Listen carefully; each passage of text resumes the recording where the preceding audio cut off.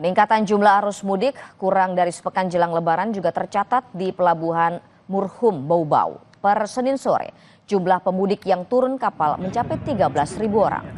Pada Senin sore kemarin, jumlah pemudik yang turun di Pelabuhan Murhum Bau-Bau mencapai sekitar 1.656 orang. Aktivitas arus mudik mulai menunjukkan kenaikan ribuan penumpang dari arah barat turun di Pelabuhan Murhum Bau-Bau. KM Gunung Dempo berlayar dari Jakarta, Surabaya, Makassar, dan Bau-Bau dengan memuat penumpang sekitar 2.201 penumpang. Saat penumpang turun, terlihat antrian di dalam kapal dan penumpang juga sedikit berdesak-desakan hendak keluar dari kapal. Diperkirakan puncak arus mudik terjadi pada hari Selasa 25 Maret 2025 dan Rabu 26 Maret 2025. Terdapat 2 kapal pelni masuk dengan jumlah ribuan penumpang yang turun di Pelabuhan Bau-Bau. Ya, kalau dari Bau-Bau sendiri ya, untuk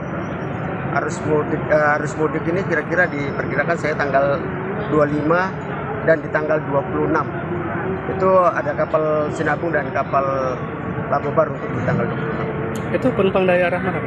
Semua dari timur. Dari timur ya? Dari timur ya. Jelang Lebaran, ribuan pemudik asal Kalimantan dan Malaysia tiba di Kota Parepare, Sulawesi Selatan. Arus mudik Lebaran 2025 di Pelabuhan Nusantara Parepare, Sulawesi Selatan terus dipadati penumpang. Dengan menumpangi 4 kapal, tercatat sekitar 11.000 penumpang tiba di Pelabuhan Nusantara, Kota Parepare. Sementara itu, 7.000 pemudik meninggalkan Pelabuhan Nusantara menuju Kalimantan dan kota sekitarnya. Jumlah penumpang diprediksi akan terus bertambah sampai puncak arus mudik pada 28 Maret 2025.